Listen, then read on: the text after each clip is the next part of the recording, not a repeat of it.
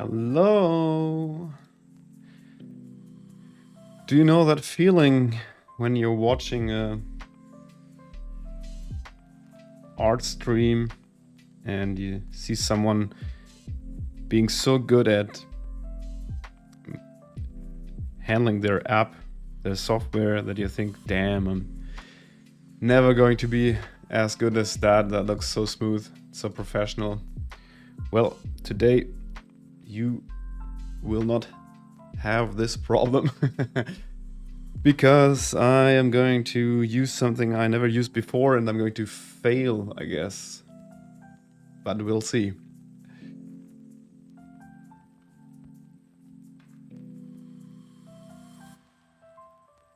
Hello, hello, hello. GM. Yo, Jay is there. Dominic's buffering. Serious. Nice to meet you guys. Nice to see you guys. Let me quickly check my sound. Sound is good, I think. Yes. Let me know. So yeah, because what we will do today is have a look at Clip Studio Paint. As you know, I'm a big fan of Procreate, but I buff. Hello, Doreen. Good to see you, or to see you chatting. So I've been actually asked by Clip Studio, by the Clip Studio team. Clip Studio is made by Celsys. Where's that? I have that here somewhere in the info. I don't know. Celsys. I think they're called Celsys, a Japanese team of devs, and they asked me if I wanted to try Clip Studio, and I was like, yeah, sure. I never tried it, but I can run a couple of lines there and see where it goes. And they just only wanted me to post something on Instagram to influence a little bit. But I thought I'd just push it a little further and do a live stream and show you how I start learning this app just out of fun. So it's not no influencer deal here. Music is a little bit too loud. It's just really, I just found it cool to just show you my learning process in the live stream, and we will see what comes out of it. I'm a little bit afraid that the artwork I'm going to do is looking shit and that I don't want to share it on Instagram, so I have to probably trick them and do something in other software and upload it and just tell everyone that it's made in Clip Studio, because I don't know, I'm not sure. We'll see.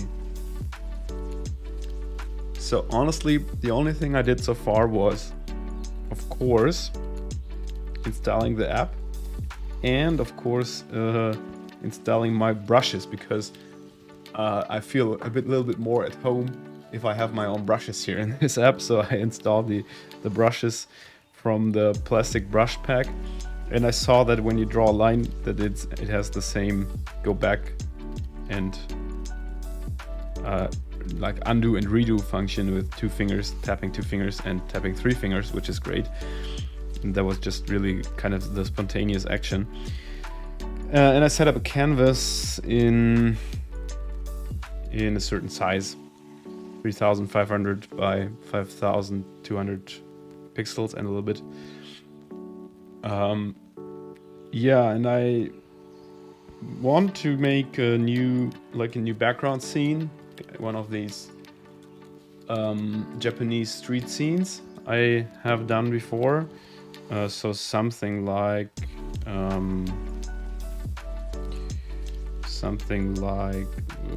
no, fucking reels. Where is it? Something like that, maybe this kind of style. I know that Clip Studio has a lot of cool animation features as well, so we'll see how far I make it. Of course, not today, but in general. So yeah, that's my idea, and we'll see. I know there's a couple of very good artists who are working with Clip Studio, and I think it's really powerful. And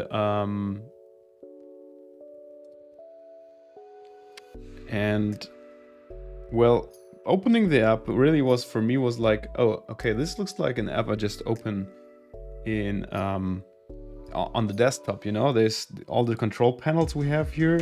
Oh, what's that? Oh, that's oh, you can press shift and control. Look, that's really even more like a computer, right? So we have all the control panels here. That panel here on the top, that looks really very much like a desktop app. So I kind of have a feeling that they just translated the desktop app to the iPad. It is, on the first sight, I feel it is very overwhelming, because I mean, compared to Procreate is really I think built in a way that makes it really kind of intuitive to use for beginners as well as for professionals. And here I have like this huge number of tools, I guess probably 10 times more tools than we have in Procreate, which is cool, but also really yeah, crazy. Okay, that's really we'll see. So, and I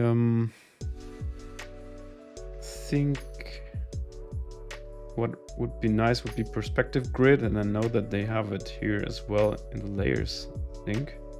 So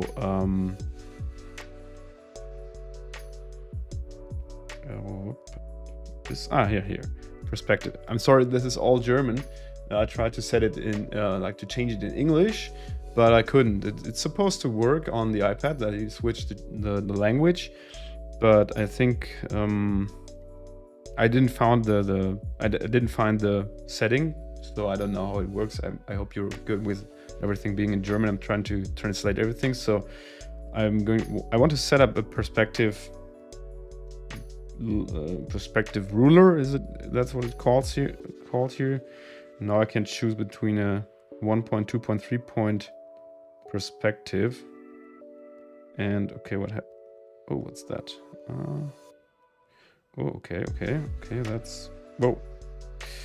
Oh, it's cool that I can go back. Oh, okay.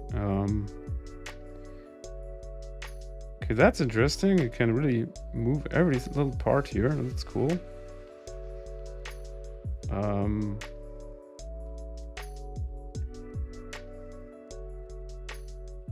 I have some more confidence. I'm not. I have confidence in my skills. I don't have confidence in finding the functions. No, it's not the software doing the drawing, but the issues I have is that I'm not sure if I kind of find everything I need here, because it's really, as you see, the app is really overwhelming when it comes to the number of functions it has here. Oh, well, okay. So I want to set up a nice, I have a little scribble. I made a little scribble. Let me show you. I made this scribble here. This is, of course, really rough as always, but I want to make some cool like inner yard between houses that go a bit higher up. So we have like really a highly tilted angle in the perspective here, going up here. Maybe 1 point perspective would do better.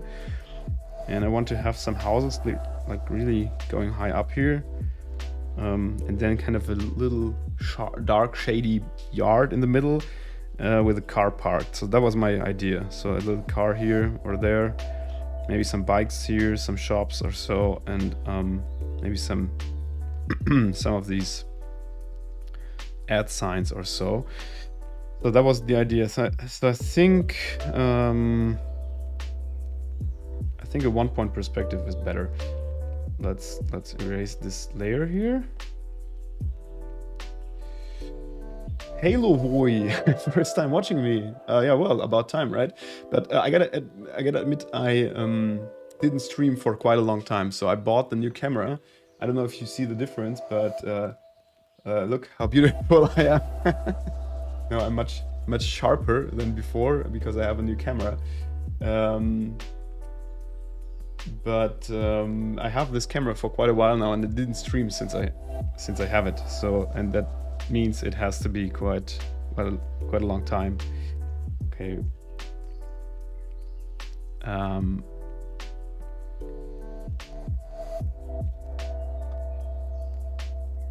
Yo, Matt, how's it going, man?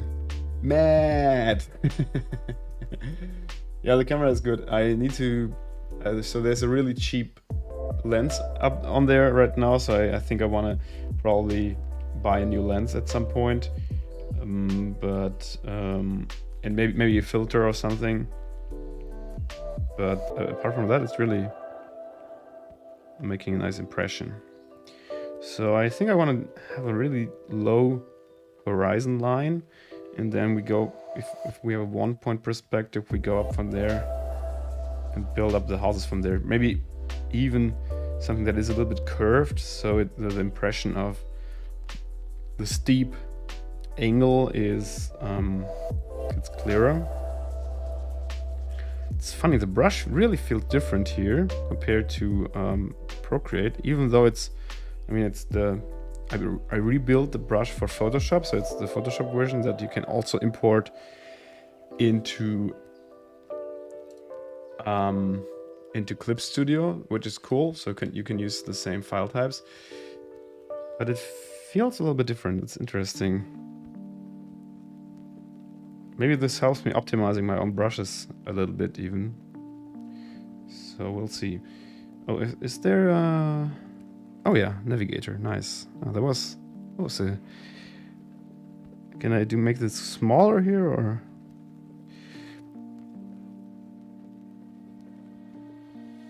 Okay. I wanna, okay. Nice. Okay, this is really like working on a desktop with the Apple Pencil. It's interesting. Okay, okay, nice. Stay like that. And can I have a reference here as well? Damn, it's always snapping back. Okay, that's stupid.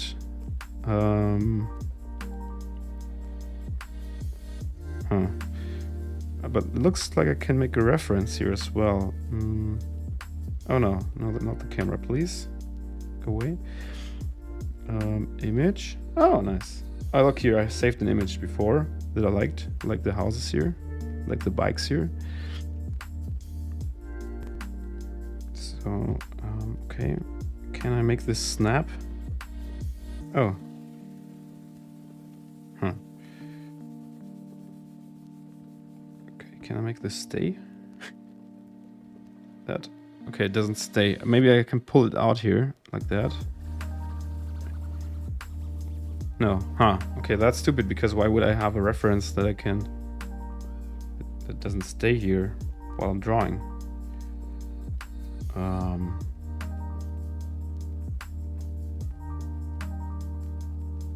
Let's see.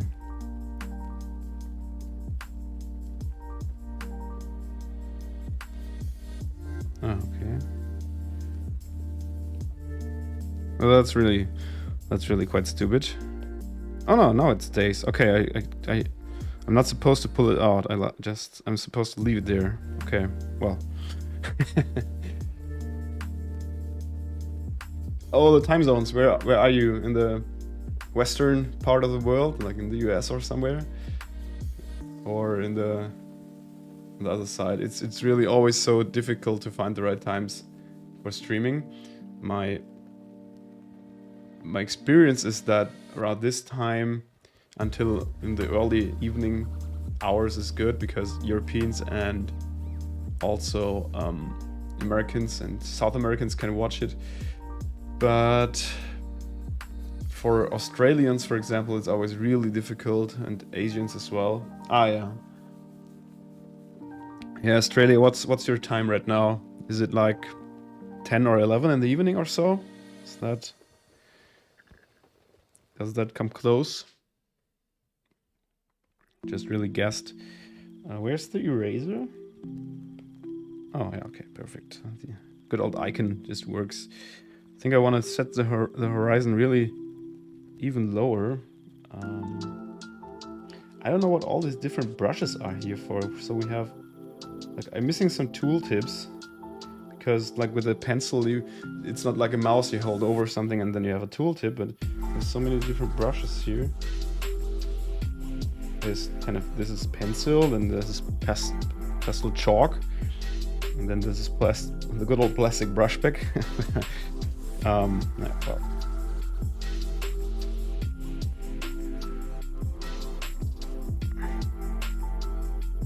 11, yeah.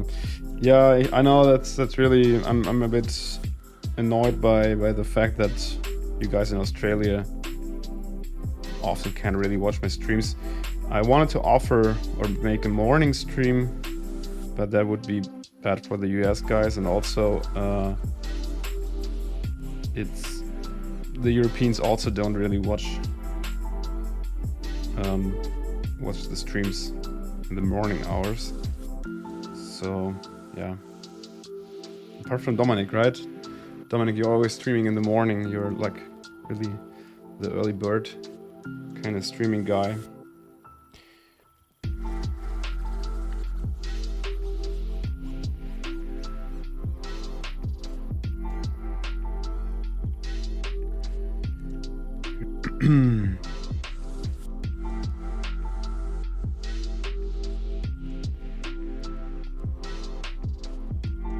Actually, the pencil behaves really nicely, so it's different from the Procreate version, but I like it. It feels a bit less soft, I think. So, but maybe I'm going to update them a little bit.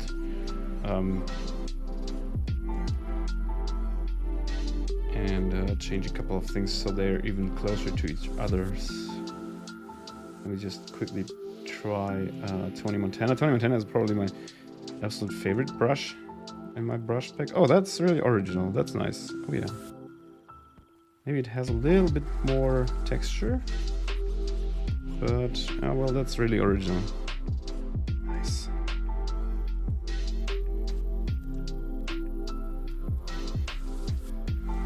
The backstory why I'm doing this, you mean, Matt? It's just Clip Studio asked me if I wanted to post something about their software on my social channels, and I just have to, like, it's only about posting an image I made in, like, an artwork I made in Clip Studio, but I thought it would be nice if I just also streamed about it and showed you my process maybe. But I'm just doing this for fun, so this is not influencing, so this is no kind of paid thing I do. It's really just for fun. But if it all goes well, oh, what happens here? If it all goes well, I'm going to post whatever comes out of this on Instagram, and that will be kind of a paid advertisement for them.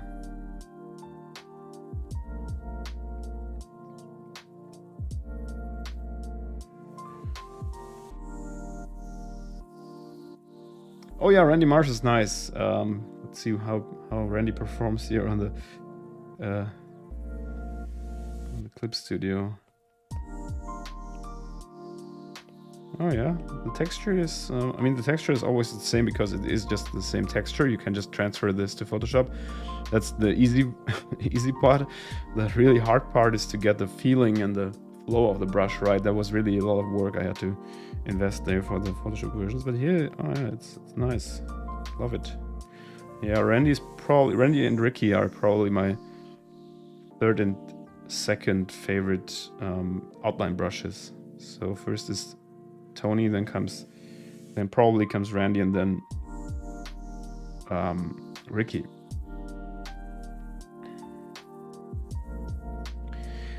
Okay, so I think I'm going to set up a perspective and see how that works. It looked a bit complicated, but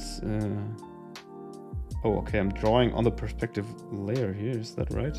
Yes, it's probably not something you're supposed to do, but Okay.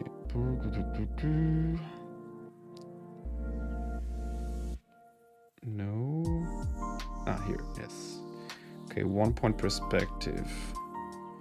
And then we take this here. So here's our horizon line. So we see this line here, this blue one. Can you see that? Yeah. Is the horizon, and then we have why is this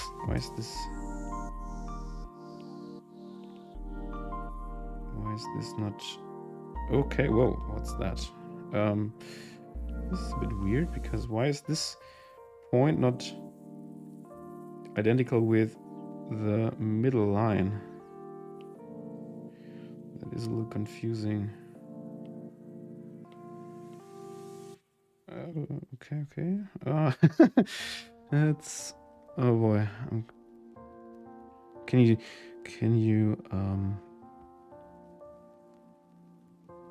would be cool if you could lock this so you can't push it with your hand, or I would need some kind of these gloves, you know. There's these gloves you can get. Well, doesn't matter, but I want to know why this isn't in the same spot. Okay.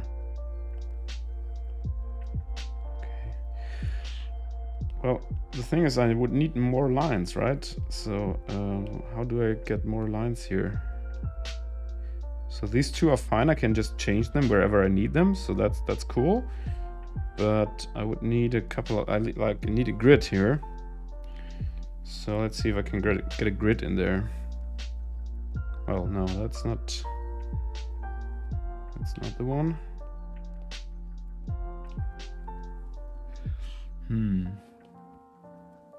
Oh, here's a grid. Oh, okay, what that?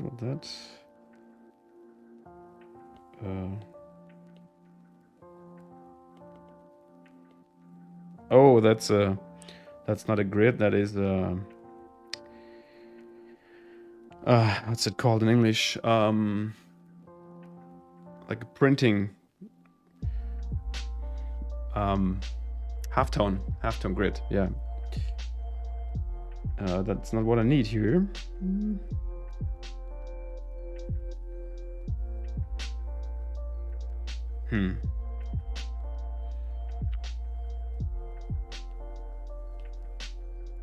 How do I get that?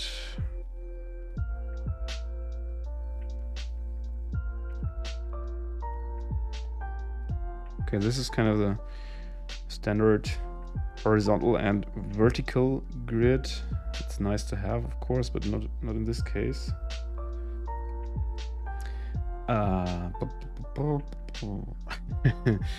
Yeah, all this searching. So I probably, if I don't find it, I will just head over to look for a tutorial.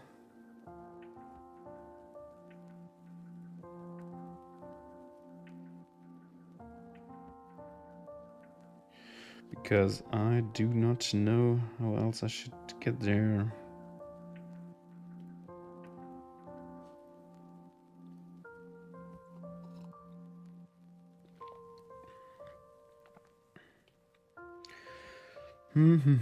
Okay, well, I'm just going to keep up the scribbling for now, and then we'll see.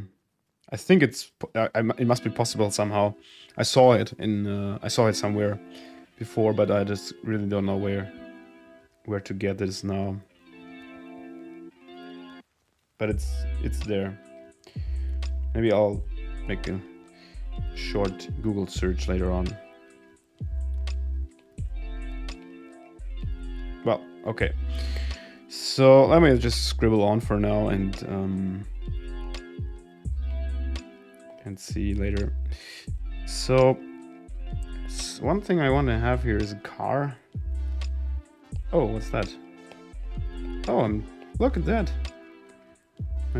My brush is drawing.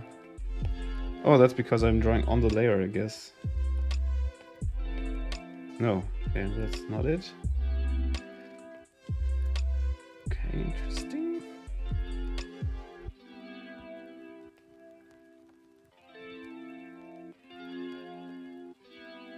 Can I lock a layer? Yeah, I can. Perfect. Okay. So I somehow set it up in a way that I now can draw straight lines, which is great. But I didn't want this. Oh boy. Oh, is it this? No. Is it this? Yes. Perfect. Oh, that's really cool. Okay. That's a nice function I just accidentally found out about. That you can use the grid. I mean, I was expecting that to be in there, but now I know where it is because I accidentally hit the button. Cool. Okay. Well, that's I think that's really one principle of learning a new software is kind of doing things by accident and just finding out about functions that you didn't know about.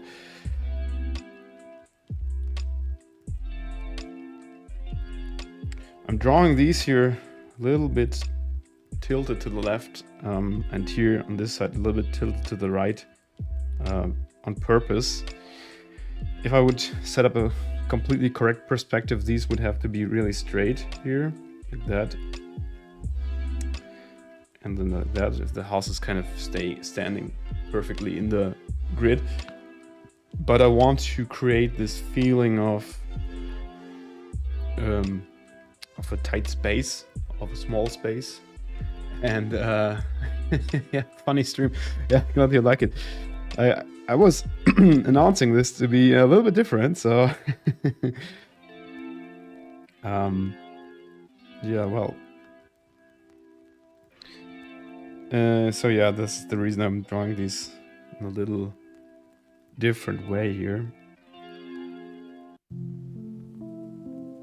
It's a bit more tricky, of course, because yeah, it's gotta pay attention later on when I'm outlining the whole stuff that it's not getting too extreme or just looking wrong, but I think it will be a nice effect.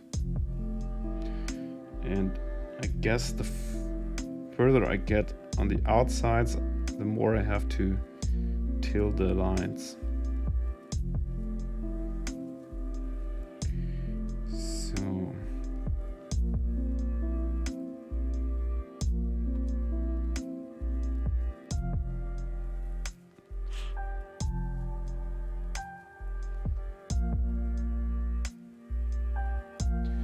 By the way, guys, tomorrow there's a new YouTube video coming out. I finished it today. I just uploaded it this morning. So it uploaded while I was at the dentist for like the cleaning procedure, the standard routine cleaning, and it will be about screen resolutions, canvas sizes. So I'm going to explain to you why I use which canvas size, etc. And the reason I made this video actually was that I get many questions on my posts on social media, what DPI and what resolution, like what pixel size my canvas has and what DPI number I use. And I was always answering like in a short way, because you can answer this question in like a tutorial size. And also, yeah, I just found it always a bit annoying that I didn't have a tutorial I could just forward, because this question about the DPI isn't something to answer with yes or no or this or that, because it is just the wrong question to ask. It's, DPI are not relevant for the quality of an image, but many people think that it is and that it has an impact, and I want to clarify this, and I made a video about this. So it's quite short, like 12 to 30 minutes, 13 not 30, and it's really very much focused about on the topic of screen resolutions, canvas sizes and stuff. So have a look tomorrow afternoon. I'll post about it on Instagram, of course, and let me know what you think. And of course, I would love to hear if you find it helpful, if it's something you're interested about. What's your canvas size? Yes.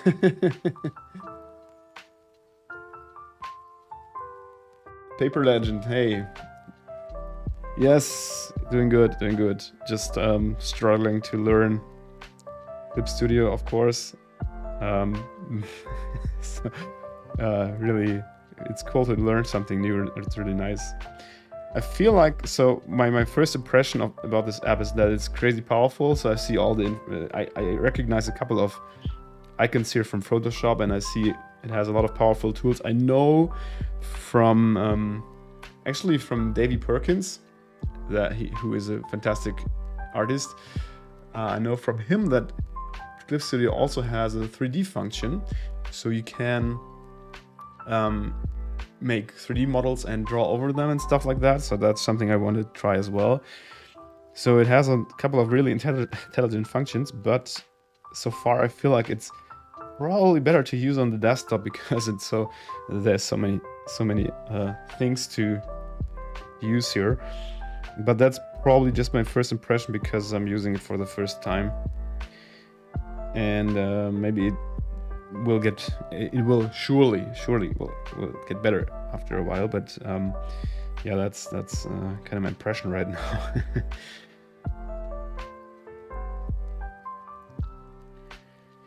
So I love this house here. This kind of, it looks a bit shabby with the kind of unpainted concrete and stuff and all the cables. This is kind of the standard Japanese look with all the cables here, but it has a lot of character with the plants here. So I'm really going to try to build this house into my scribble here and make this give this a representation here in my artwork. Harry, thanks very much, man. Glad you like it. What's a Simrig?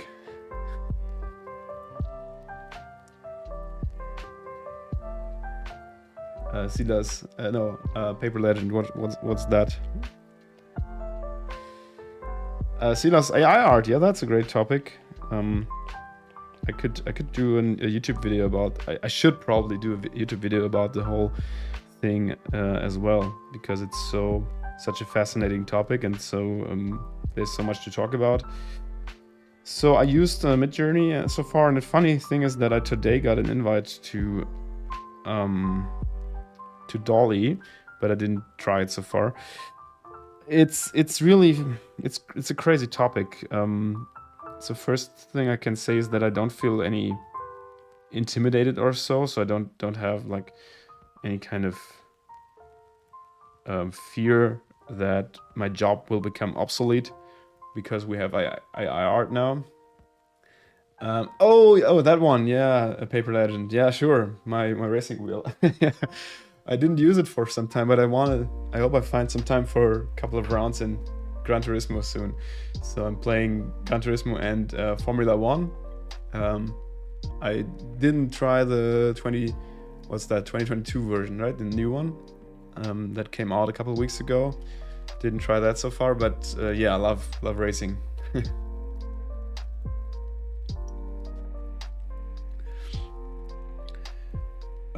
No problem, no worries. So yeah, the AI topic is yeah, as I said, it's something you can discuss about so much.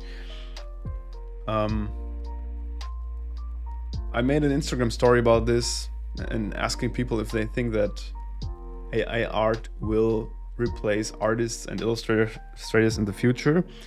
And actually, I think 1/3 of all, like there was 250 people voting, and I think of all the people, around 1/3 said that yes, AI art will replace artists in the future. And I think the answer is, of course, there's no yes and no answer. That was really just me polarizing a little bit and then just kind of trying to give only yes and no as an answer, while there won't be yes and no, but because I think a couple of areas, a couple of professions will be replaced. If you do like some kind of generic work, and if your work isn't that much concept and idea based, but as long as you're someone who comes up with new and own ideas and concepts all the time, that's something AI isn't able to do, and in my opinion won't be able to do so easily, because the way this thing works is that it takes art and influences and inspiration, like inspiration in that it intakes this, but it only can take stuff that has already been there. So we see with Midjourney, for example, you have these artists that always pop up there where people type in inspired by this or that artist. So the AI system can only take the art that's already existing and reinterpret it, while we as humans are able to also take existing things but make something entirely new and come up with entirely fresh and new concepts. And I think there's the huge difference that makes me, well, that's one of the big reasons why I am not really living in fear of my job. What we will see a lot is, for example, editorials taking AI art, especially those who probably can't afford an artist or an illustrator for a job, or don't have the time and budget. So I think we will see that a lot. For example, like there's a newspaper or a magazine who needs an article illustrated, and they just type in some buzzwords, some keywords about what the article is about, or maybe they even have a idea for a visual in mind but need someone to just realize this visual idea. Then they may go to an AI program like DALL-E or Midjourney and type it in and get a result, and it costs them just, I don't know what the license is like, but I mean, you pay for the license still, but it's of course much a smaller amount than when you just hire someone who makes an illustration for, let's say, €1,000 or $1,000 or so. So yeah, that's an area where we will see some changes for sure. Pretty sure about that. And apart from that, I find it super inspiring myself. So I use Midjourney for making references for a background I had to draw lately. So for example, I wanted to create a scene for just a second.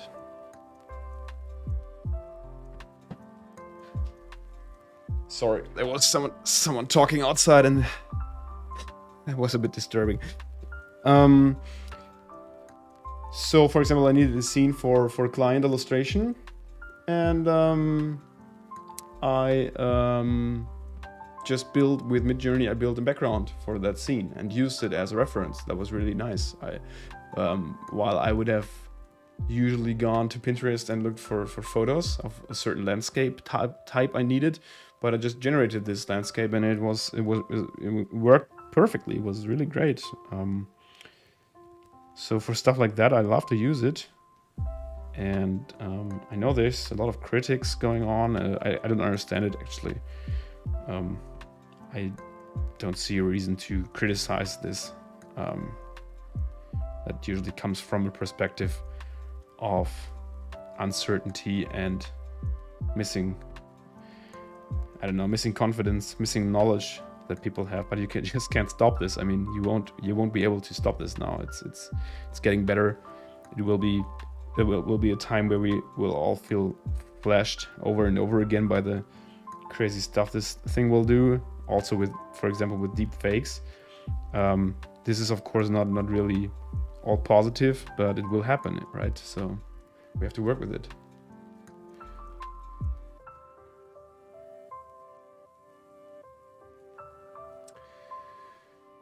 Paper Legend, I'm going to... Yeah, sure, I can tell you something about NFT projects. Let me just read the comments. Yeah, serious, exactly. There's some tasks that have like repetitive actions and that have that where the task may seem creative and may seem artistic, but in fact it is something where it's 90% repetitive and just taking something that's already there and just remixing it. And yeah, I would say that these tasks will be, for example, very much in the design area as well. For example, my first job was a media designer, so I learned the job of a media designer, and I had to, some days I just had to edit photos. So I just sat there and did retouching, and this retouching is so repetitive. I mean, it's no surprise that Photoshop has more intelligent features that help you with retouching. I remember when I started and you wanted to cut out an object out of a photo or something, or put something on a transparent background, you had to use a lot of manual steps, and now you can just tell Photoshop, hey, there's a portrait, please erase the background, and it has these features that so that's, I mean, that's, for my part, that's 15, yeah, around 15 years ago. So a lot has happened in the meantime, yeah. And that's the jobs that will be replaced eventually. Paper Legend, about the NFT project. Yeah, I have multiple NFT projects actually. So one is actually right there, Shroom Heads, which is based on the cycle of the shroom. This is, I can show you our website. Let me just cycleots.com. So this is a storytelling project I worked on together with Rick Galbraith, who is a fantastic science fiction author and writer. This guy here, and this is a short story collection where he writes short stories in a cyberpunk universe, like a dystopian cyberpunk universe, and I'm making illustrations. So you can find these on cycleots.com and read the chapters we made so far. So there's 4 chapters. So that's one project we also have on SuperRare, and you can buy, well, you could buy these, or you were able to buy these, because they are sold, apart from the last one that's not sold so far, but the rest one is sold as NFTs, and yeah, that's really cool. And I also have, for example, my Curious Cabins project, where I make these isometric houses, these here, and this is a collection I have on OpenSea, and also really a lot of fun. Going to start to work on the 4th season here. So there's 30 Curious Cabins so far, these little houses, and 10 of them are made by different artists. So for example, we have Yippee Hey here on the right side, this one on the right here. Then we have Matty here, Brian Anderson, so Lisa Odette here. So we have 10 houses that are made by different artists I invited to take part in the project. So this is also a really cool project, and so far it's going well. Yeah, I'm really happy with my adventures in the NFT space. It's apart from having the freedom of making your own cool projects, it's a lot about meeting other artists, and I connected with great people there a lot in the last 1.5 years. So it has been great so far.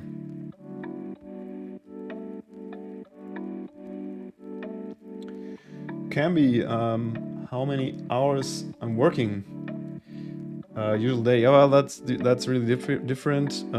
But I try to have a core working time between 10 in the morning and around 6 in the evening. So that's my kind of my core time I have reserved for working. But of course, I mean, as a freelancer, you're quite flexible when it comes to that. And I often work in the evenings or take like 2 hours in the afternoon and do something else, and then just do more work in the evening or so. It's really really very flexible, but I have like intense focused working hours around 5 to 6 per day, I'd say, where I really sit there and intensely work on my stuff. So that's around 5 to 6 hours usually. And I also see being on social media and then making stories on Instagram, preparing Twitter threads. I also see that as work, but not so much this kind of super focused work, but you just do this on the go. But it's also sometimes you forget that this also is work in the end. So I try to also count that in, but that's not the intense times. So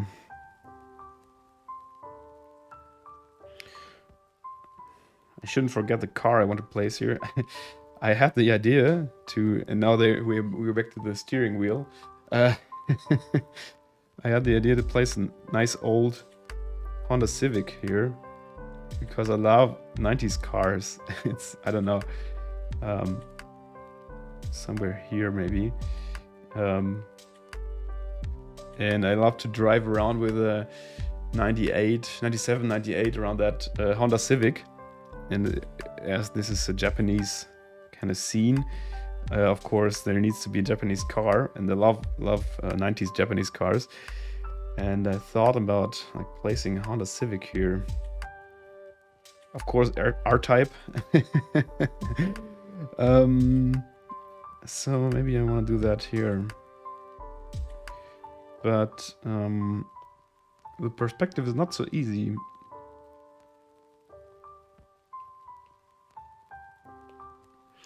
We just see. So this is the selection tool, right? How can I make this? No.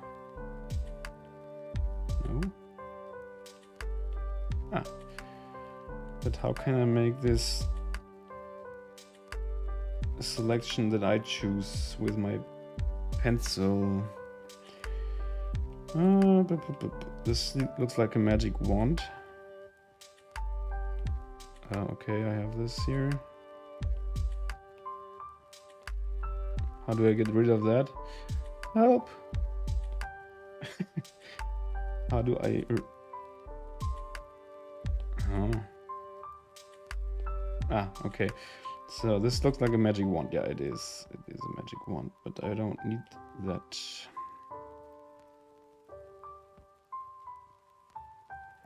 So this would be really nice if you had some kind of way to show tooltips, because this, I don't know if there's a way to show. No, there's no way to show the names of the tools. That would help.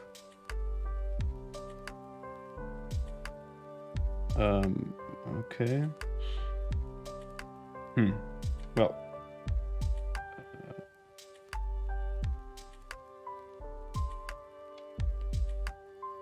Well, it's not so.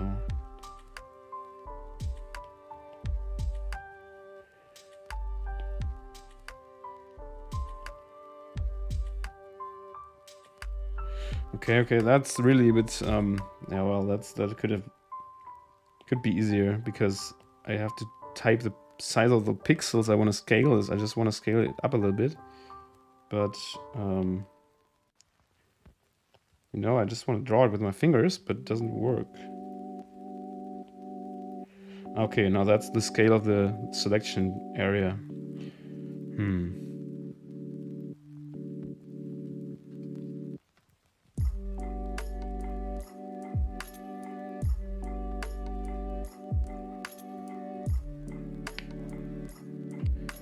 Serious, yeah. Imposter syndrome and AI art is a combination that may create very, very much fear in your brain. Shouldn't let that happen. I always say that there's no better time to start as an artist. You have to give it time. It takes years to get to a certain level. It's just like that. But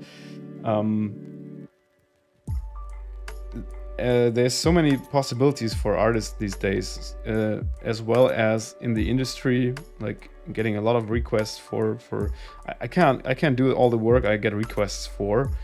There's so many brands looking for good artists right now, and also but there's NFTs, there's social media. You can create massive income streams through selling physical and also digital goods. There's so many possibilities. It's crazy. So if you would have asked me a couple of years ago, I would have said like probably have a second option for your career, because the art thing is not so easy. But if you have the dedication and the motivation, and if you are persistent and give it time, like you can give it time. Not everyone can, of course. You have to accept that, of course, as well. But if you can invest the time, it's a really good career option right now, in my opinion. But yeah, don't let imposter syndrome and the fear of new technology get to you, because I see when it comes to NFTs, for example, so Paper Legend, that's also answering your question. When it comes to NFTs, I'm doing this. I'm interested in the whole thing until around mid to end. What exactly does a Honda look like again?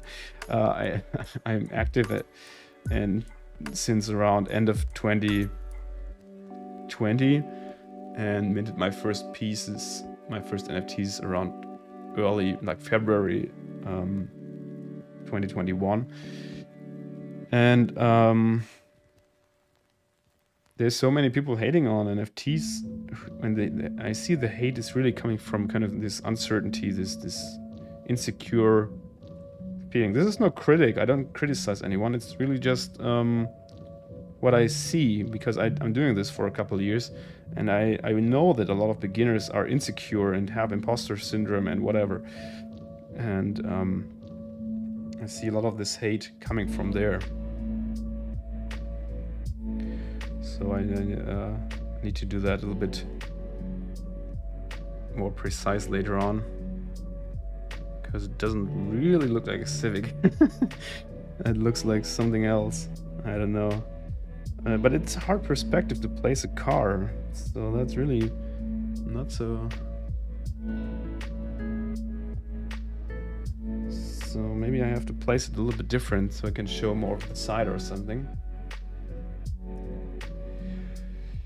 Silas, I'm often listening to, like, I'm a fan of rock music.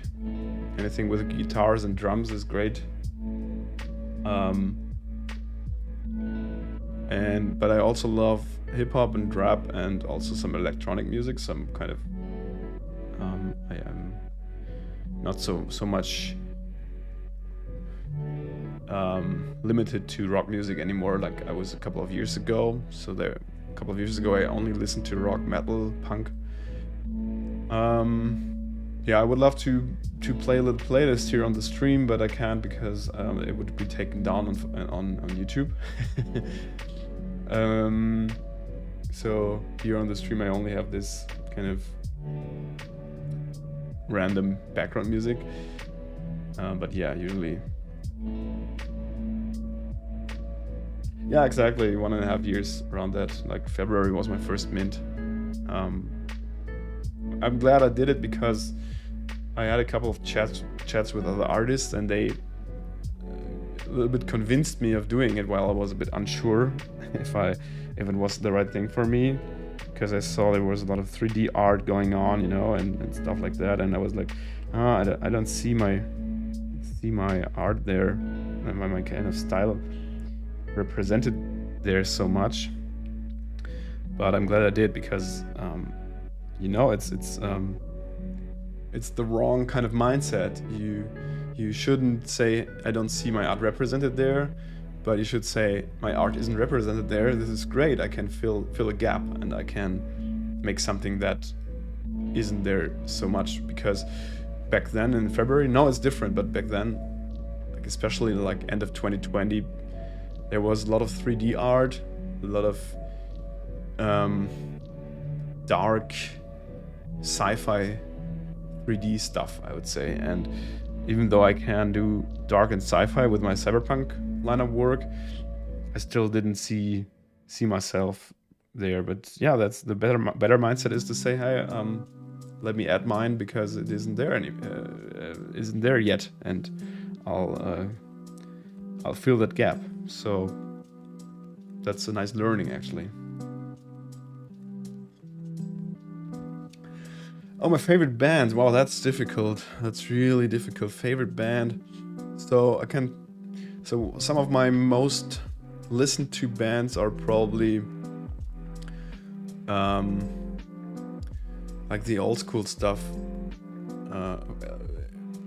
I listen a lot to the old school stuff still, like System of a Down, Korn, Slipknot in the more harder areas, but also a lot of punk like Offspring, NoFX and stuff like that.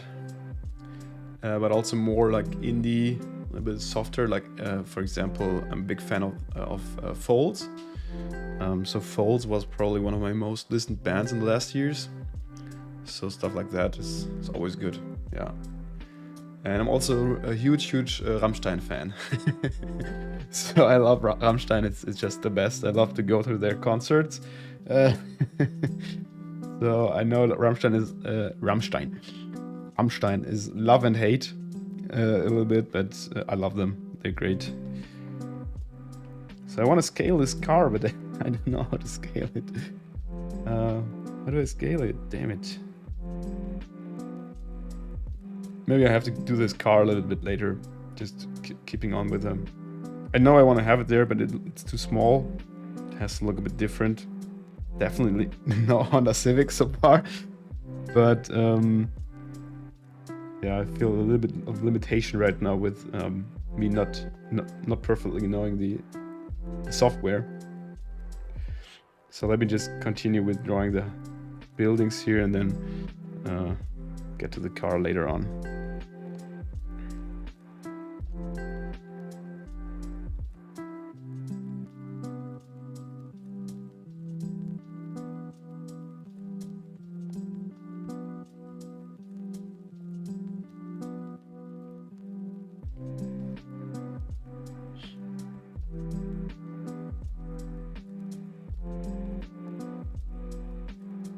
Yeah, the dark art that's funny, right? I also wonder about that.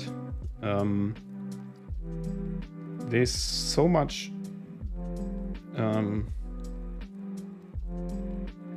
of this certain vibe there, but I think it's not I think it's way different from 2 years ago. So 2 years ago, there were only a handful of artists who didn't do this kind of style, and now it's there's a huge variety. But yeah, you're right. That's there's a certain preference for dark stuff still. So if you look around, it's still a certain direction. But good thing is that I didn't see any style that wasn't accepted by the community, by collectors, as long as it is professional and high-end and high quality, you know. So I mean, you could of course argue about what is quality when it comes to art, and I see some artists selling good that I think is quality-wise probably not my jam, but that's fine. It's the cool thing is that that if it finds a collector, that's all right. And it's the same with the traditional art business. If someone finds it aesthetically appealing and if someone likes it, it's okay. It's art, you know. As long as there's people who enjoy the visuality of something and the aesthetics, all good. So yeah, there's some really wild stuff going on. that I'm also sometimes surprised that it works, but who am I to judge?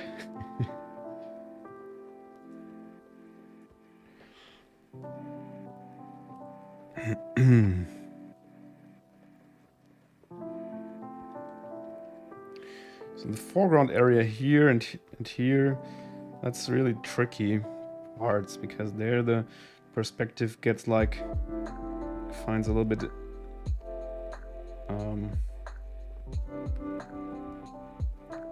it gets difficult to realize the right perspective here. Maybe I'll add a stair here so it gets a little bit more dynamic in this area. Because I feel like this could be useful.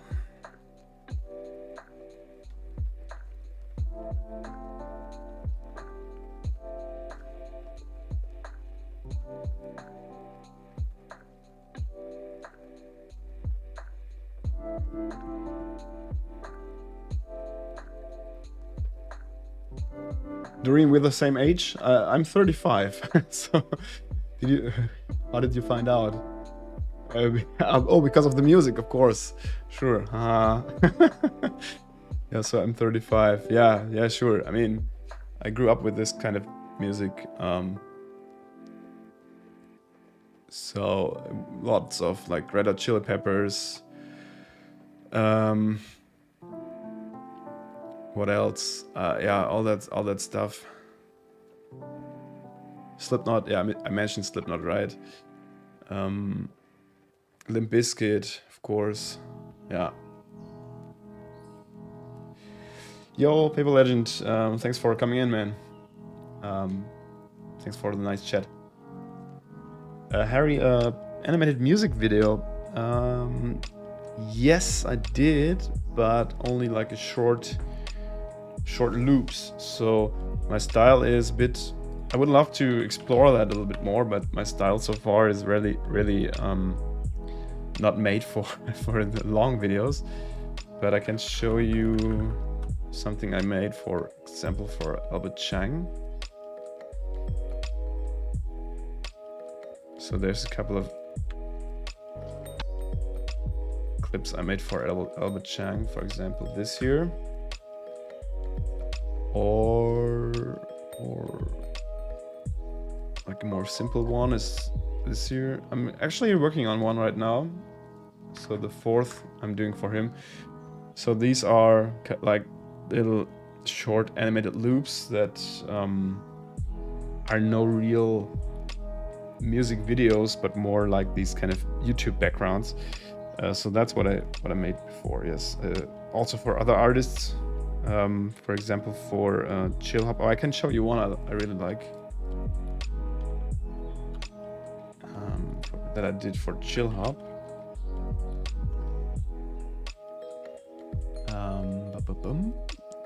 Where is it? Where is it?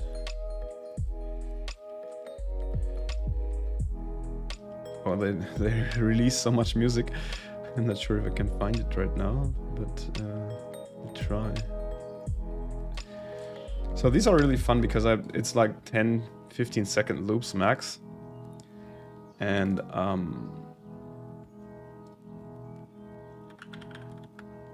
that's a better kind of combination with my style, because my animation style would be too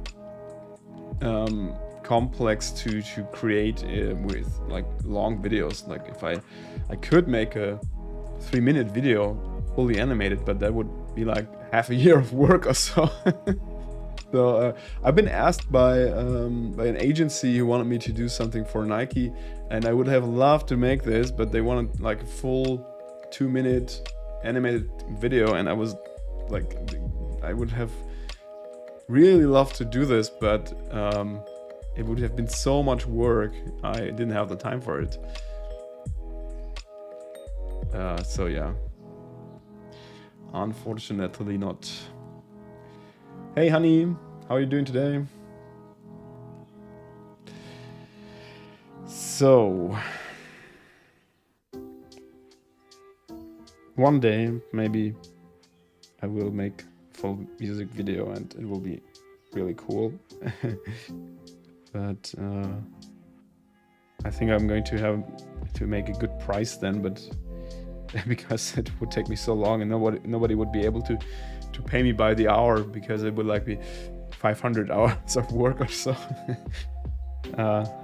Maybe some rich musician or so, we'll see. So I like where this scene is going. I feel like it misses a small chunk of dynamic, but maybe this will get better if I add some kind of cables and lines for cloth. So cloth, what's that called? Like for drying clothes, these hanging lines. Maybe that helps a bit, but I feel like there's some foreground stuff needed here, maybe in the foreground in this area, where I need to add a bit more dynamic to the perspective. So what could that be? What could that be?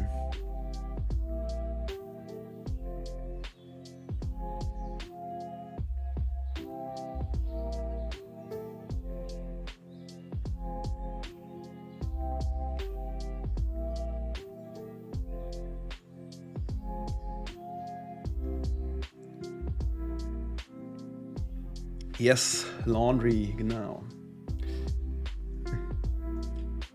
Hello, Hogan. Oh yeah, you were the one who gave me the the hint. Thanks. Hope you have a nice day, man.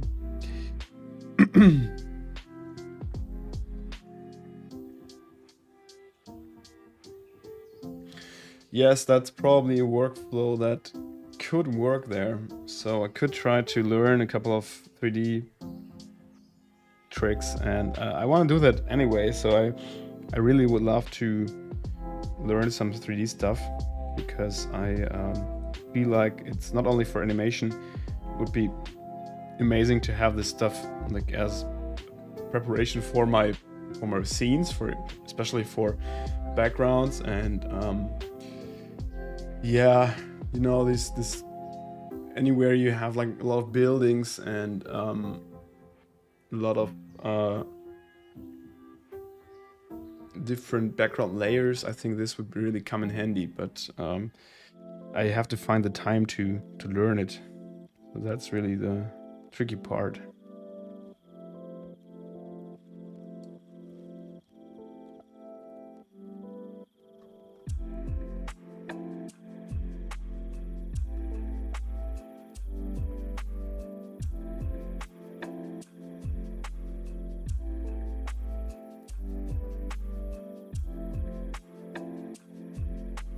This image is always flying around here.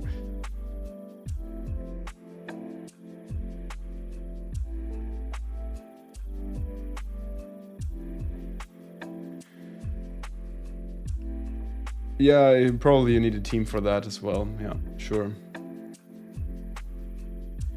Last time you saw me, I was doing the masterworks. What kind of masterworks for my master degree? So are you some kind of buddy from Münster? Because or what kind of masterworks did you have in mind there?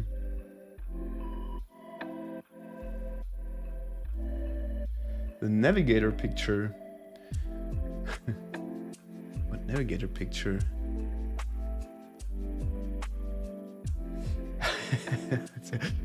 I'm making so much art, I have to try to remember what piece you have in mind there. Maybe I'll just add a tree here, by the way. Just, I don't know.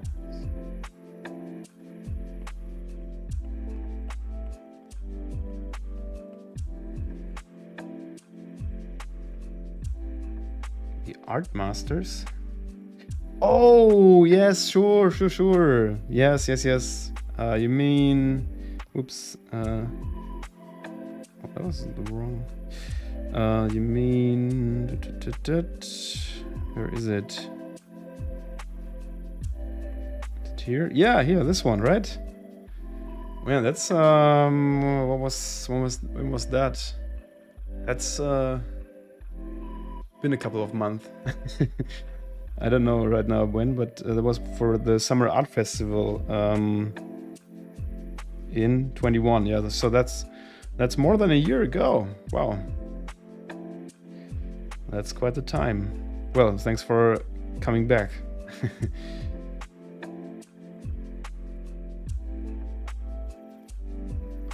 So you're doing games art. Where do you study? With what uni?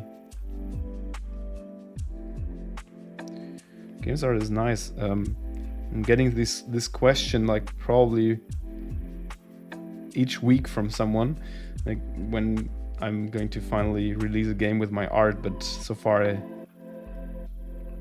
I got a couple of offers, but nothing really interesting.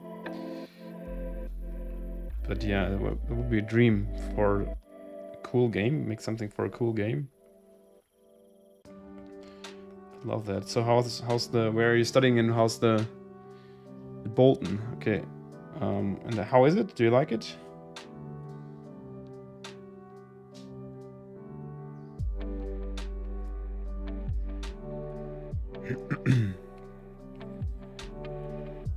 Is it more technical or more artistical? So do you learn a lot of software stuff and coding and this kind of things, or is it more like really concept art and storytelling and stuff like that?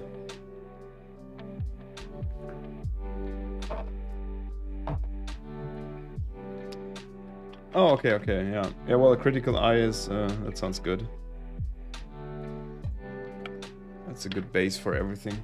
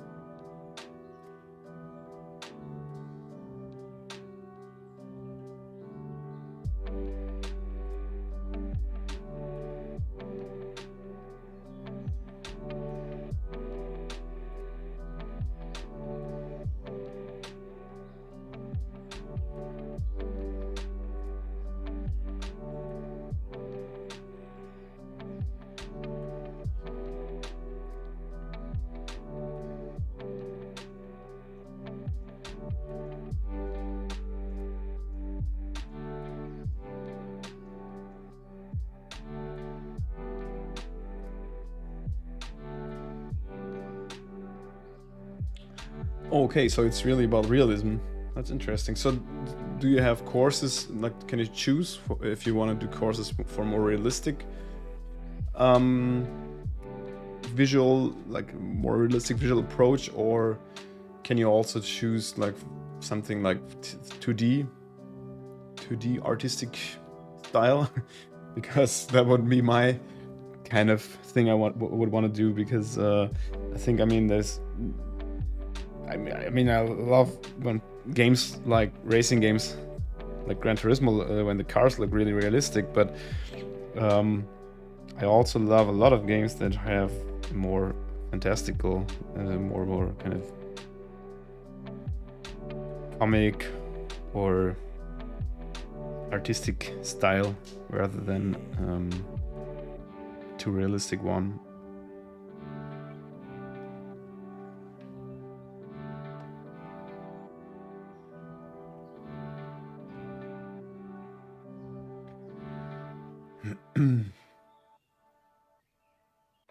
Oh yeah, learning YouTube.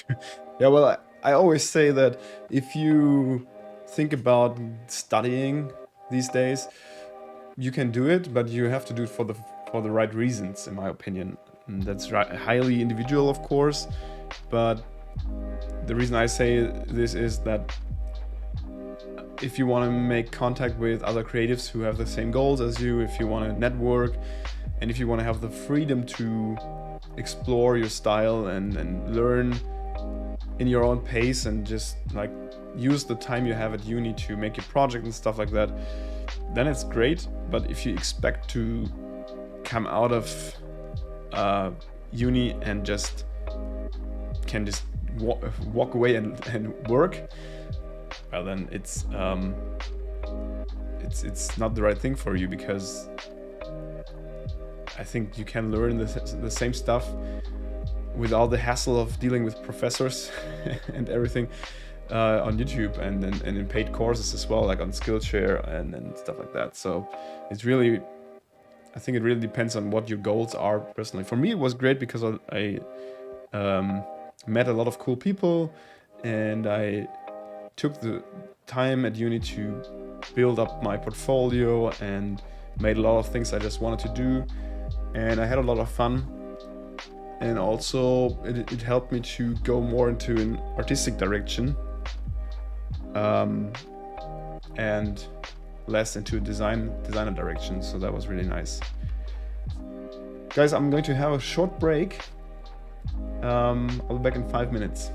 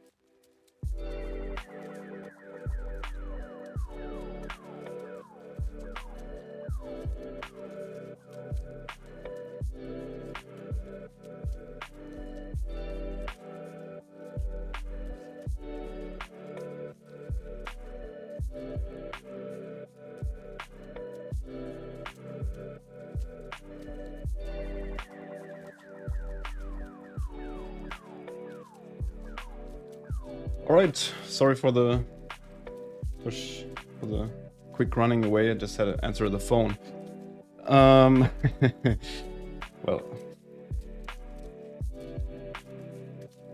so what did I miss? Oh, Ben is here. Hey Ben, sorry for not saying hello, but just running. Nice to see you, man. Hope you have a nice day.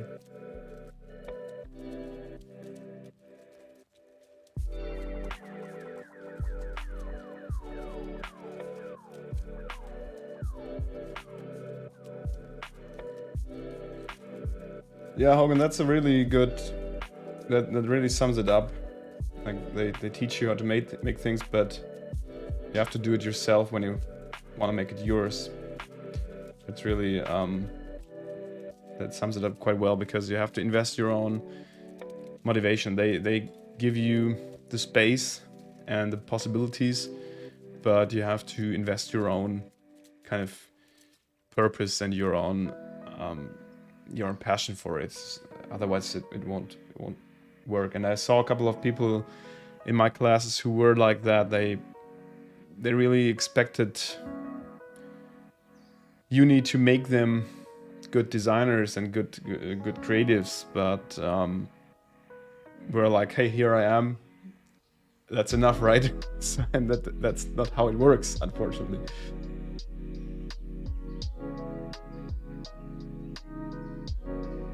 Yo, Dominic.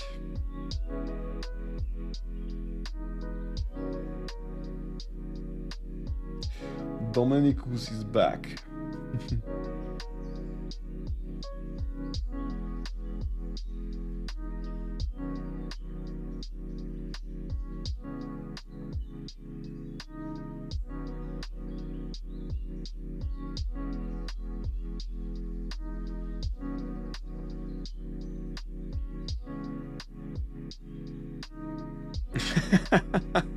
Yeah, man, that's that's how life works, exactly.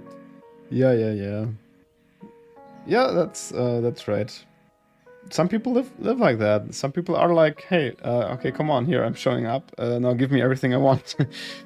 No, but at uni, it's, of course, I mean, these people are not completely retarded. They of course they know that they can't go anywhere, but there were some people who, in this third or fourth semester, I remember talking to someone, and she said, I never used Photoshop, and she was supposed to do some retouching for a class or something, and she was like, I never used Photoshop.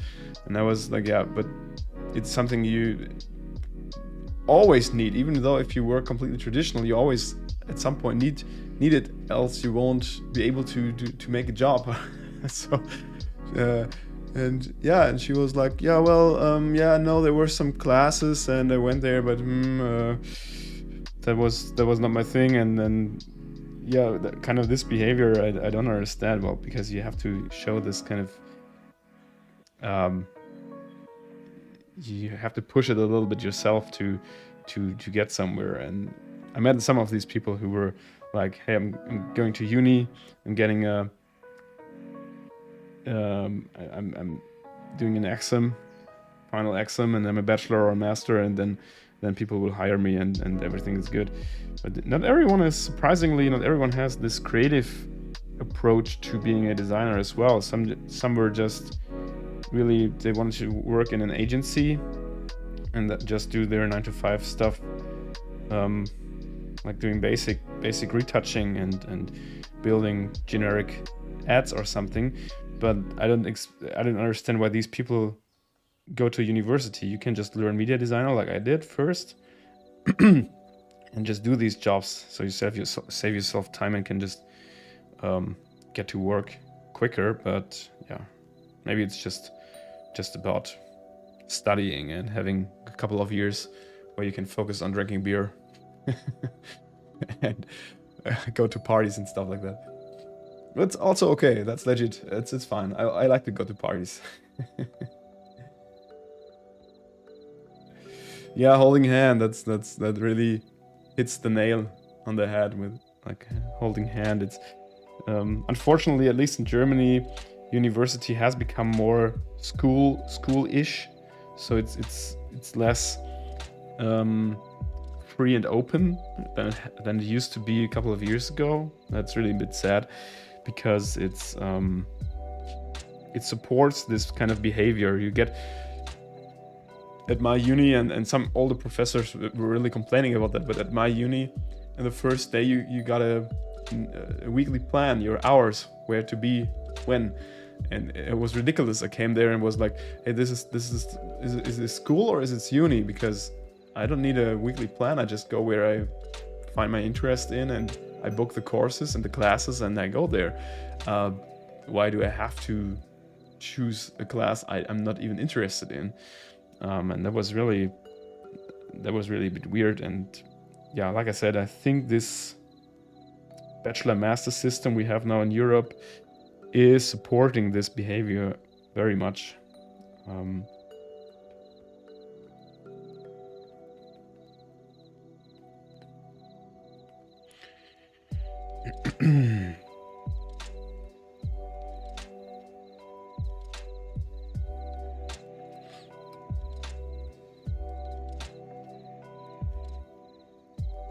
I mean, it's completely fine. Like I said, I find it legit to,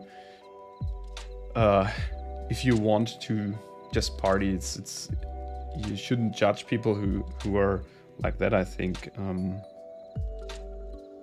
everyone has different goals.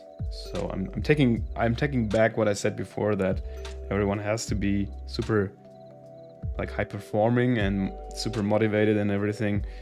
That's really up to everyone else, but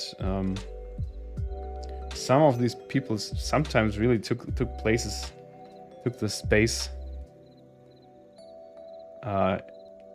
because they were here in Münster. It's kind of hard to get a spot to study, and sometimes they were talented. I don't like the term talented, but I'm still saying this in this case because they had a certain talent to sell themselves, and then they just took the spaces of others who were probably not as gifted, but who were super motivated. For example, I had a couple of mates there who were insanely good after a while, and who are extremely successful now and working for most well-known brands or agencies, or who are self-employed very successfully, who hardly didn't make it through the first exam.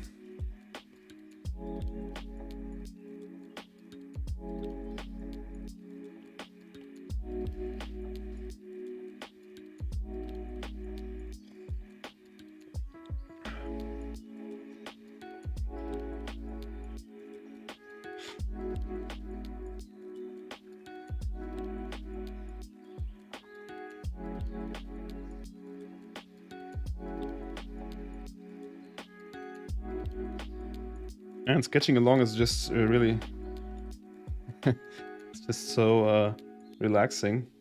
I just feel so I could do this for hours now, but I'm afraid I have to cut the stream in a bit because I just got a job request and I have to care about this and see if I want to do it or not, and talk to the people there. I wish I could do it a bit longer, but I'm going to make the full 2 hours. I'm going to go for the full 2 hours, but then we'll see. Yeah, probably I won't do it anyway. It's for a magazine cover, but I don't have so much time right now. I don't have so much time.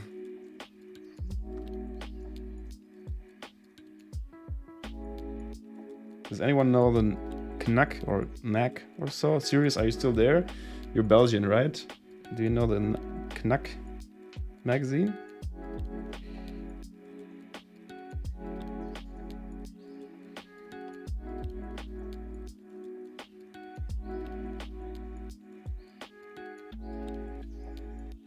Yeah, I was just wondering the same about the perspective, Hogan. No, it is not right. Sometimes I like to change the perspective of buildings in the back to show that there's a difference in the level of like the ground level. So, but it should be like that actually.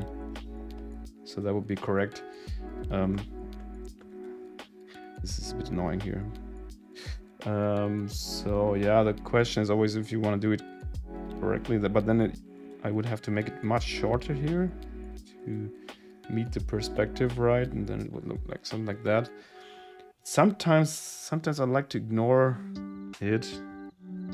For example, if there was a huge building in the very back, I would probably kind of draw it like that to just show the contrast in I think I'm going to do that similar, with a similar style here, because of course not all the buildings line up in the same grid. You know, there can be buildings which are standing just.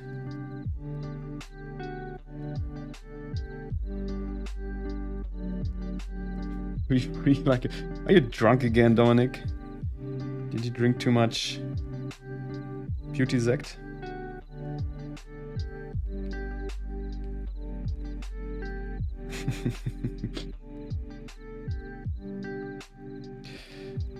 Dominic, when's your drop happening? Tomorrow, right? Are you crazily excited?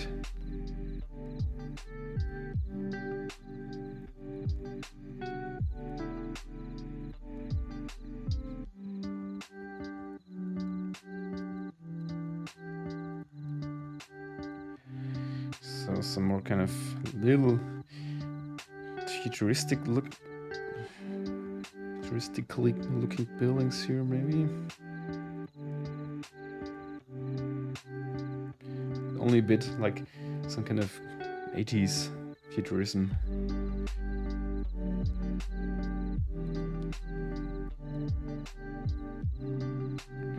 Tomorrow, 6 p.m. Man, that will be exciting.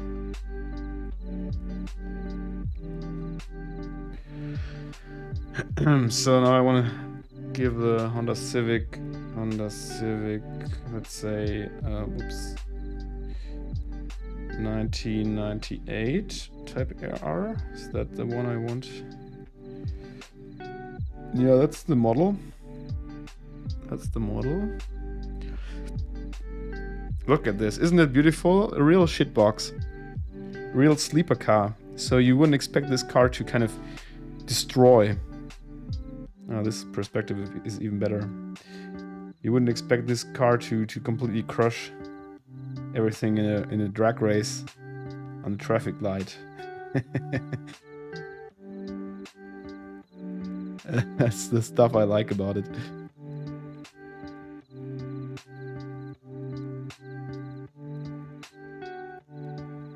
So let's see, can we, that's really, I mean, why can't I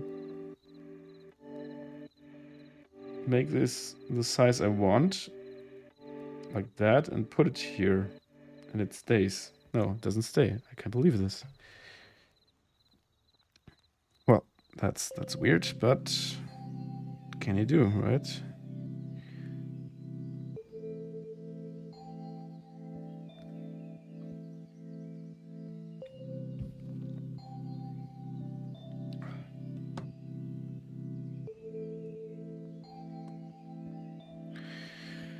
Okay, well, but I have to just...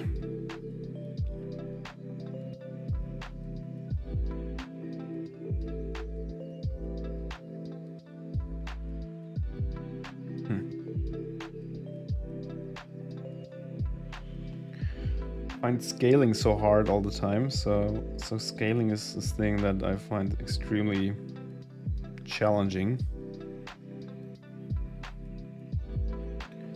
How can I make this bigger? Can I make this bigger?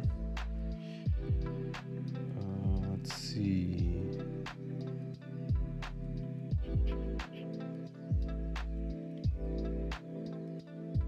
Yes.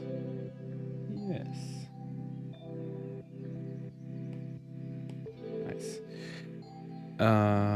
Yeah, the scale. So how large would a car be that's standing here? So we have this kind of area.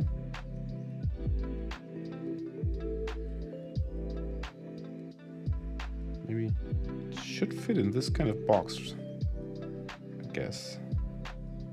I think that could be correct.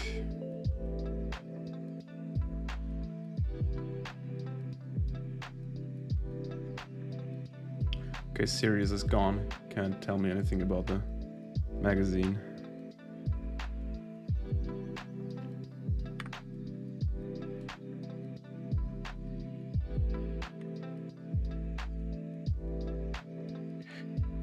So, and then we... Damn it.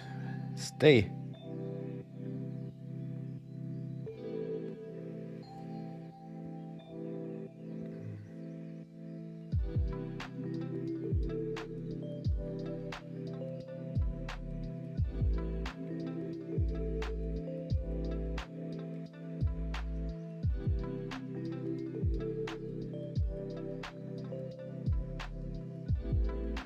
No. It has to be.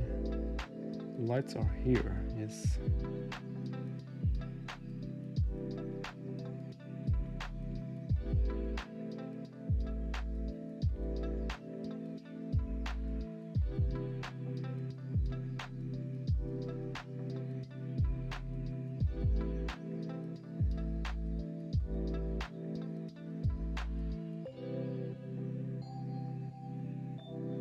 In the end, I probably just have to trace it because it's just easier and faster. That looks wrong. It's not so easy. I find drawing cars is really hard. But the scale looks good, I think. So I'm going to make that look nice later on when I'm drawing the outlines.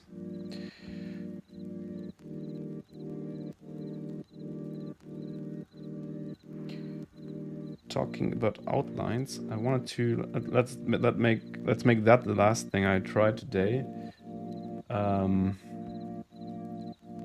Wanted to find out how I can make straight outlines, or I mean that found out that you can push. Let me just try a new layer. This here, yes, perfect. And let me just put this. Nice. Okay.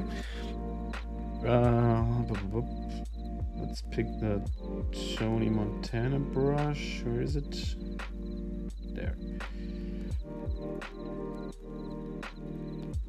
Brush size too big. I need one of these gloves for using this app. Okay, that's too small. Damn it. Let's try. Yeah, well, let's stick with this. So I found out that if you hit this here on the top, this little thing here, see, on the upper part, I found out that you can draw straight lines that are in perspective like that. So that's really nice and helpful. Makes life much easier. But okay. But how can I draw straight lines that I just want to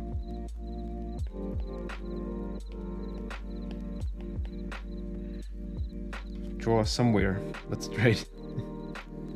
Because with Procreate you just draw a line and hold it. That doesn't work here. Hey Imad, nice to see you. How are you doing? Ayana, thanks very much. Yeah, I hope it will turn out nicely. Yeah, I'm using an AirPlay emulator on the PC. It's called 5K Player, and it kind of simulates AirPlay server for Apple. And you see here, I can just connect it here with this 5K Player, and then I just stream it through OBS. That's really easy. No, there's no cable needed. I still have one, but only for power. But it's using the Wi-Fi.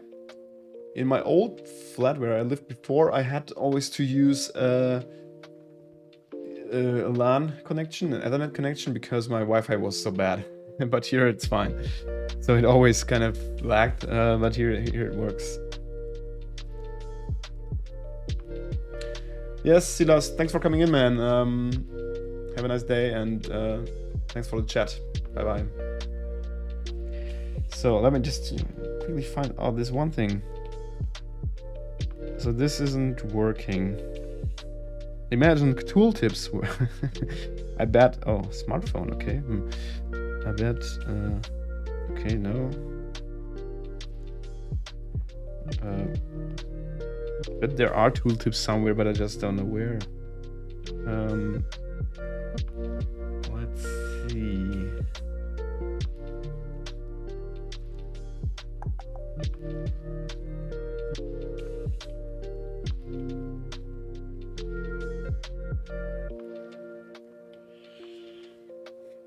Must be somewhere. Oh, here's a line tool. What is... No, that's something different. No, that's not what we want. Although if you can set up the brush in here. No. What's that? Oh, this does panels, I think. This is something completely different. How does it work?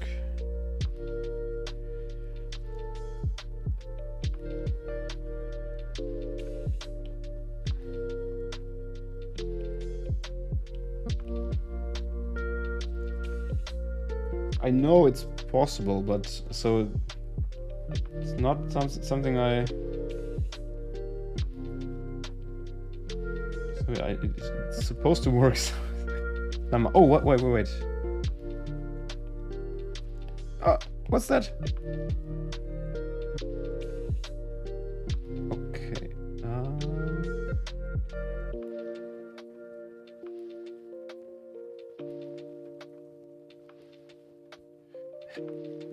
I kind of.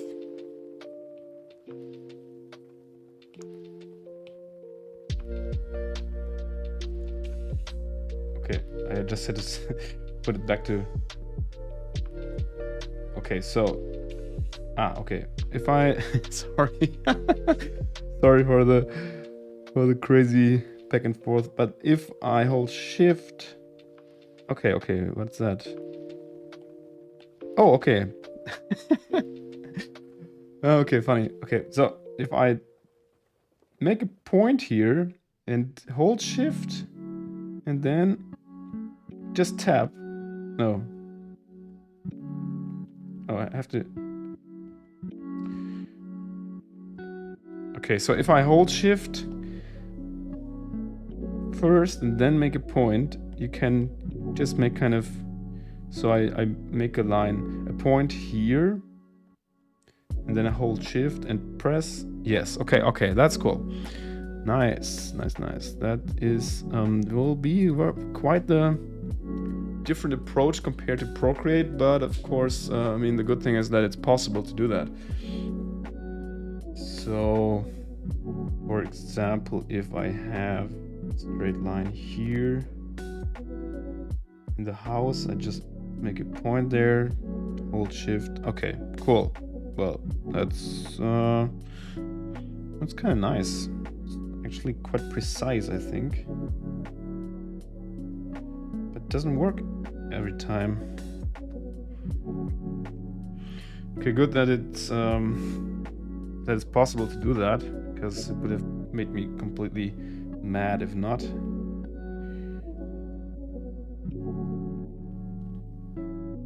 Cool thing is that you can just make a make many lines following each other. So, for example, sometimes it doesn't really work well, but so something like that. For example, you can just draw a box. Yeah. Okay. Good to know.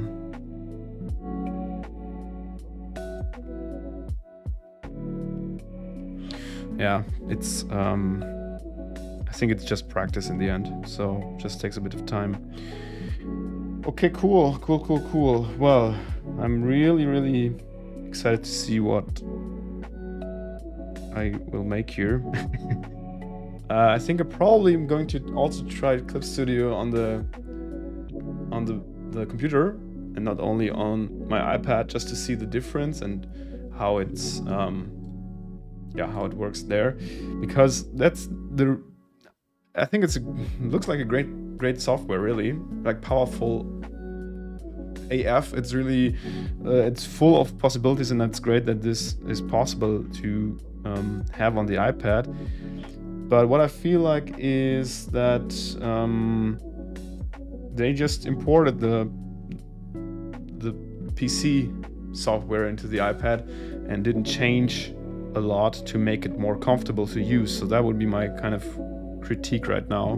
So from the first 2 hours of using it, of course, always take my feedback here as feedback from someone who has almost zero experience with this software, right? But I managed to make a really nice scene here, I think, as a scribble. So I'm looking forward to illustrating this. And yeah, maybe I'll get the. I think they also gave me a license for my Windows PC, so I think I'm going to try it there as well and get out my old Wacom again, the good old thing that I didn't use for a really long time now. And yeah, we'll see. Maybe I'll do another stream for coloring it. I don't know, maybe next week, another coloring stream. And yeah, Haugen, you can import OBJs into Clip on PC. What's OBJ? You mean 3D? Is it a 3D file? Because that's what I really would like to try. Yeah, 3D models.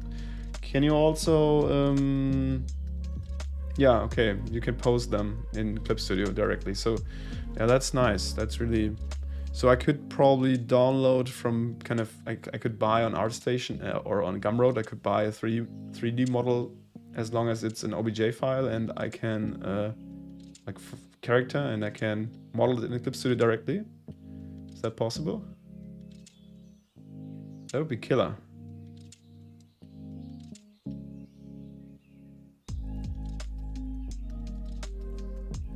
Oh, okay. Yeah, I think you can even add a 3D layer here. Let me just check if that's bullshit or... Yeah, here's a 3D layer. Okay. What do I do here now? Oh. Objects? No. Object list. Okay, I don't know what this all is. Probably I have to upload something here, import something. But yeah, it's also possible to do that on the iPad, which is nice. I don't know how it works, but gotta probably have a look at the tutorial like everyone else instead of just diving into something new without knowing shit. So yeah, I'm going to watch a couple of tutorials and see if there's some more functions I can make use of. I'm pretty sure there will be, of course. Yeah, tracing the 3D stuff is echt nice. Yeah, I added grid lines, right? Wait, so I have, let's quickly have a look here. So layer, new layer 3D. So there's some grid lines here. Oh, okay, I can even do that. So I can, like, I'm controlling the camera now, I think. Looks like I control camera here. Or I just turn the floor around. But how do I add a new object now? So okay, that's light camera. But I need to add some kind of object here.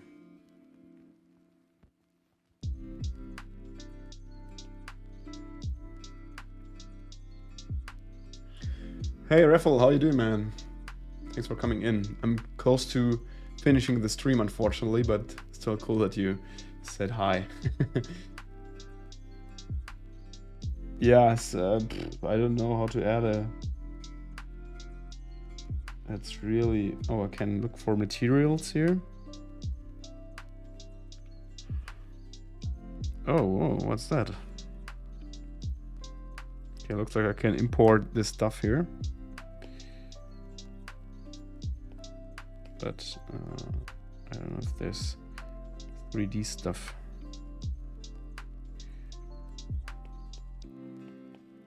Oh, here, 3D heads. Nice. Okay, looks like I would have to download these and add them to. That's helpful, man. That's really nice. No more looking for references on Pinterest. Well, okay, I have to look into that. But it's cool. How did I get there? Here. Oh, look here. What's that?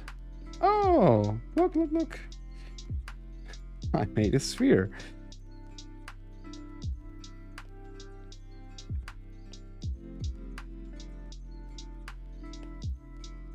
So how do I change the camera? Ah, nice. What else? Oh, here's a male figure. Well, that's interesting, man. That's really kind of cool.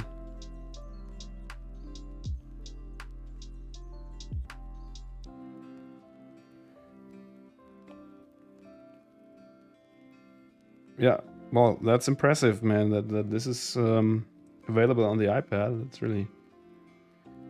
That's really game changer. So it looks like I have to play around with Clip Studio a little bit more.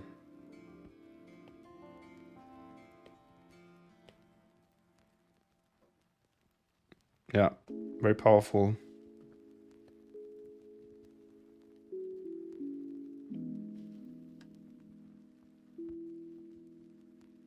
Yeah, we're just playing around with some 3D features because I was just saying that I think that the Clip Studio's USP, why you should probably get it, is one big part of it is probably that it has these 3D features, and I was just trying to find out how that works. It's really nice. So yeah, very cool, very cool.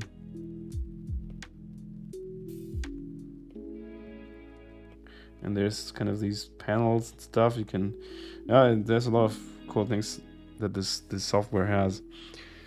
Serious, by the way, now that you're back, do you know Knack magazine from Belgium? Does that ring a bell? Is it good? Is it legit? Because they asked me if I wanted to make a cover for them, but it has to be done until Friday, so I'm not sure if I should do that. Friday is damn tight. It's the day after tomorrow, damn. Okay. Night shift.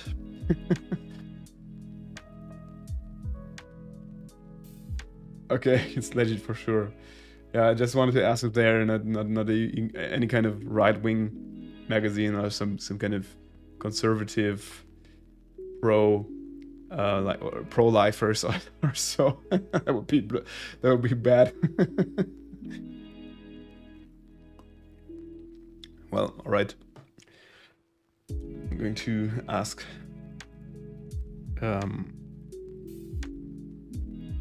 them a bit about details. Okay, political, yeah. Political is fine. I don't have a problem with that, but if it's kind of right-wing shit, I don't want to have to do anything about it.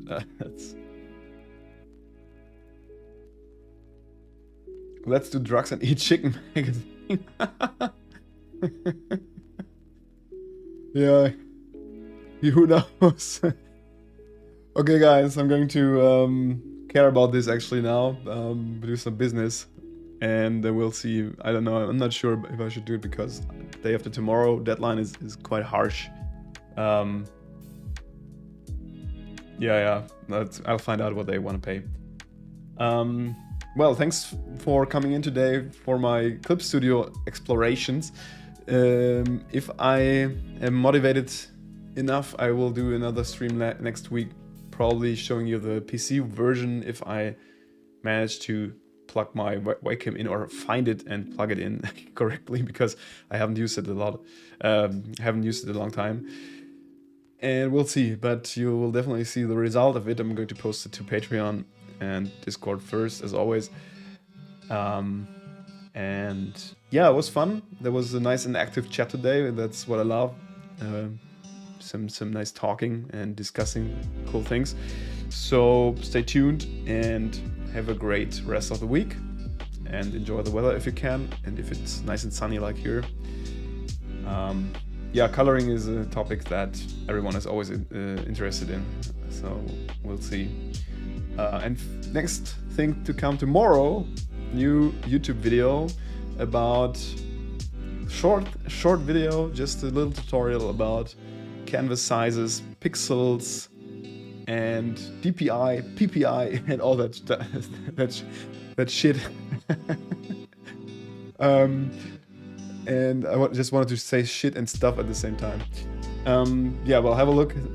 Tomorrow afternoon it will be released. Let me know how you like it. I'm really curious to know how you like these kind of tutorials. And if I should do more about these. Okay, guys, that's it. Thanks for watching. See you soon. Bye-bye.